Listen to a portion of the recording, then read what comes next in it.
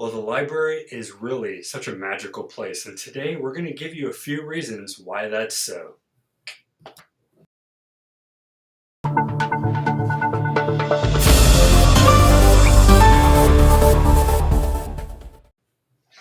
Hey, everybody, good morning, afternoon, or evening, depending on where you are in the world. My name is Rob, this is my mom, Caren, and this is Books, Banter, and Beyond. And today's is a really fun one. I mean, they're all really fun, but this one actually touches the soul of many people. Right. We're going to talk about some books about libraries, but before that, kind of want to just go over why libraries are really so magical, as I stated at the beginning. And you actually said it before we came on here. It does give you a place to go and really just kind of just run free Right. in imagination, right? I know you said you had your favorite growing up. I did. I grew up in the Santa Monica, California area, as you know, and there was this huge library called the Santa Monica Library, and it was like an entire city block from all the way around. It was huge, and when I finally got my library card there, I couldn't wait to go. I mean, it was like a bookstore in many respects, like a huge Barnes and Noble, right? Books everywhere. I love the place, but I was telling you, I drove by it the other day, and it was much smaller than I remembered. But the Santa Monica Library remains one of my very, very favorite libraries. But you do something different, Rob. Well, I was going to say, so were you done the old school where we actually had to go into the store and do it? So I use Libby here, and Libby is really cool. It's a free app. Anybody can download. All you need is your library card, and you log it into your county, and you can check out any kind of book, physical book, audio book. I think they even have magazines, stuff like that. And that's what I use here. I do have other stuff like Audible and such, but Libby I love so much better because it's the library experience on my phone, and you'd be surprised they have new books. So like if some one of your favorite authors just put out a book, within a week Libby's going to have it, and it might take a few weeks because everybody wants that book, right? Because everyone's like, oh, I got to read it. But they have all the books, so they have old, they have new, and it's free. And in this day and age, how important is this for those who are experiencing wherever you live? If you're experiencing, schools that are banning books or, communities that are banning, Right. you have somewhere you can go. You can, get that free app, Libby app, and you can literally go and get those books. Moms and dads, we're talking to you. High school students, we're talking. Right. No, and really it does. I mean, there are certain ones that aren't there, and I think sometimes it takes a while to get them uploaded. But I would say 98% of what I look for, I can find on that app. And whether it's I've read nonfiction kind of school style books about space. I'm reading a new series I just started called The Natural History of Dragons, which is a really cool fantasy that's actually written like a biology book that you would see on the BBC. Like it literally it's a fiction story written like a science book. It's crazy. But you can get classics, you can get new titles, all that stuff. But I definitely recommend it. And if you can't get to the library, you don't have a library by you, like my mom was saying. Download to your phone. It's free. All you need is your card. I think you can even get a card online. I think you can too. I think at one point though, you need to go in and verify it. You can sign up online. You can start, but Oh, okay. you have to go in. But again, you'll experience the library experience. I think reading is the, what do they say, the eye into the soul of. Yeah, it's kind of like the gateway to your soul, or so, yeah, something like that. But yeah, it's really cool and it's great. And if that's not enough for you to prove that libraries are great, we found a few books that literally are magical, but Right. they just prove how cool these libraries are. So the first one I found is called The Library of Lost and Found by, I believe it's Phaedra Patrick. And Mhm. the synopsis goes: a shy librarian whose kind heart is often exploited receives a mysterious book of fairy tales from her beloved grandmother. She embarks, that she believed was dead, and embarks on a perspective changing journey of family secrets. Now, we love this book so much because of the whimsy, because of the magic, Right. but literally because books can take you anywhere, right? This character receives a magical book from her thought to be deceased grandmother, and she learns about herself, about her family through fairy tales. I mean, if that doesn't give you Right. the feels, right? Right. Um, I got to read this one. I think this is probably one of my favorite ones here. What do you think of this one? You think are Yeah, you no, I think it's it's fantasy wrapped around something that's tangible, the library. I like it. I like it. Yeah, I'd have it's to pick great. that. Yeah. Excuse me. Number two, it's called The Last Chance Library by Freya Sampson. And this one is lonely librarian June Jones emerges from her shell to fight for her beloved local library.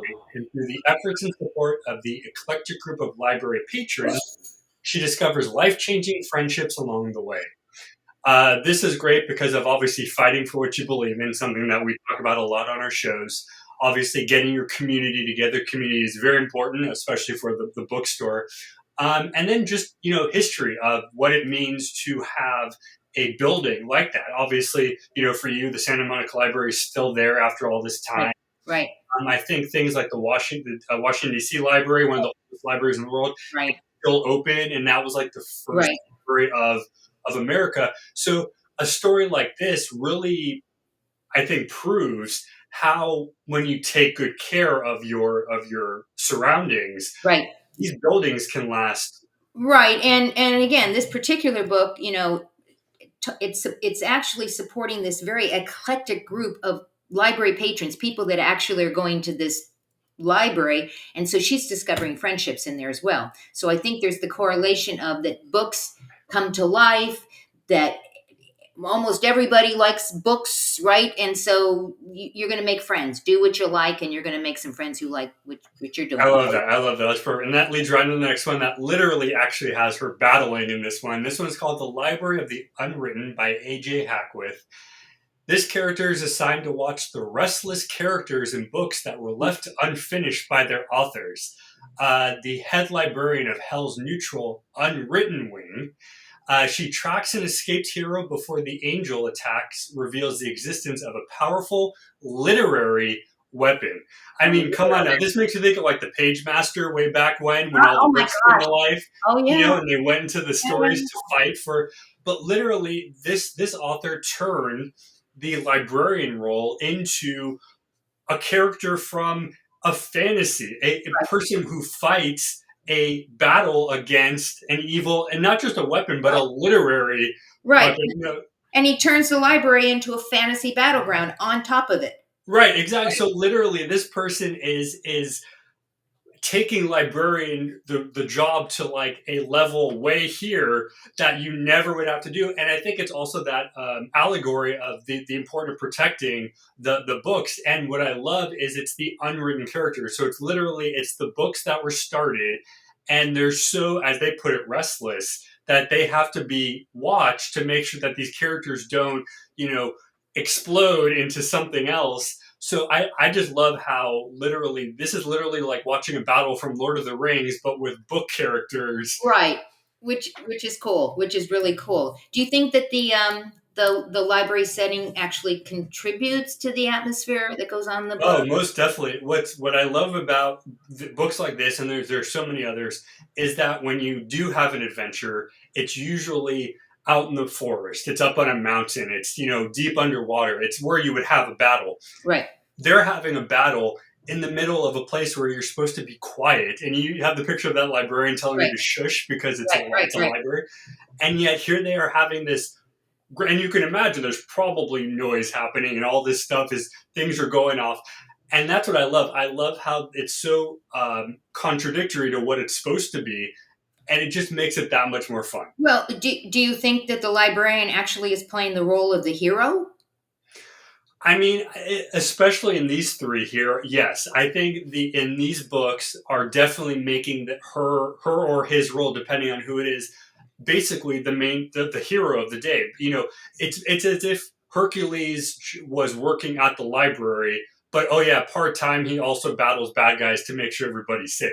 That to me is what this is. This is like literally taking an action hero or a mythological hero from a story and putting them in the job of librarian, kind of like Superman, where by day he's wearing Right. his suit, working at the paper, but by night he goes out and he fights crime and he saves the day.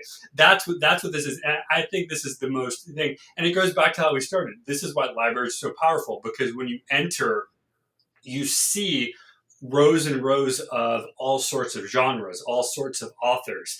And you might not find everybody you like, but you're going to find probably two people, Right. and they're going to send you down a path of amazing story writing, right? And that's what a library is for. That's what you even compare it to a bookstore. That's what a bookstore is for, right? It's Right. to send you down. Right. And that's why I like libraries and that's why I like bookstores because I better than watching the movie or better than Oh watching yeah. whether the movie came after the book or vice versa or whatever. I always like the book better because I'm not stuck on the visual that the movie wants me to think.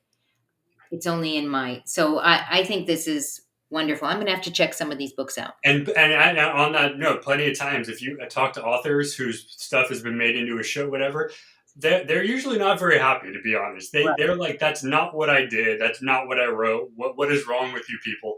Right. So if you really want the author's true story, get the book, listen to the book, read the book, whatever.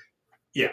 I agree, 100%. So this is the time we put up the screen to let people know how they can check out the bookstore. You have gently used books, only gently used books. So you're going to get a great Hmm. price. You can pick up paperbacks and hardbounds and comic books, and you can also get merchandise. All you have to do is take your phone out and scan each one of these codes or the one that you want to scan to get to where you want to go. We hope you will do that. I think, Rob, you got some good books in there. You have anything in there that has to do with libraries?